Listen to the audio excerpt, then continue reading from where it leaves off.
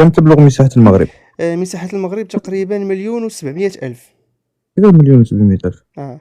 هذه مساحة المغرب. خطأ. علاش خطأ؟ خطأ. عطيني التعليل ديالك اخويا. خطأ، داك نعطيها لك بالصحراء وبلا صحراء. لا خويا، انا نعطيك التعليل ديالي. مليون. مساحة المغرب المساحة اللي عطيتني تاع زوج تاع المغرب. لا مغرب واحد. لا كيسموه الاخ على بليس الاخ. يا اخي انت على بليس يا اخي. خاف ربي مساحة المغرب لا تبلغ ديك المساحة الهائلة. علاش هائلة؟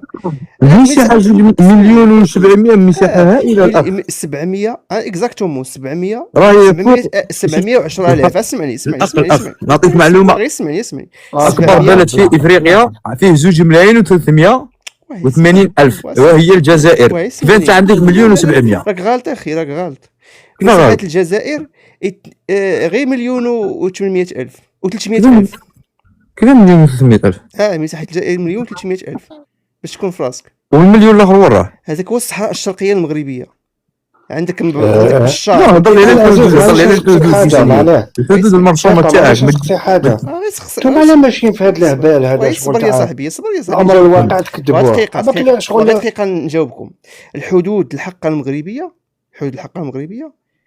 فيها 1,700,000. عندنا 710,000. عندنا غادي شي غير في الجهه هذه. دقيقة صاحبي كنضرب منطقيين.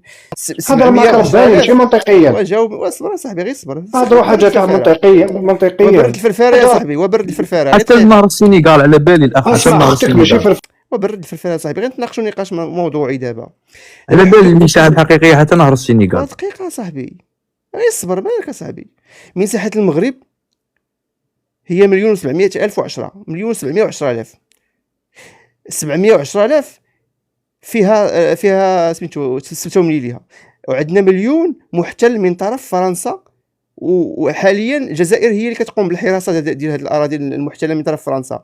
فيها تندوف، بشار، قنادسه، عبادله، فيها عين البيضاء، فيها سميت هذيك الساوره. هذه كلها تقريبا 1,000,000 كيلومتر مربع محتل من طرف فرنسا، وحاليا الجزائر هي اللي كتكلف الاداره ديالها. هادشي علاش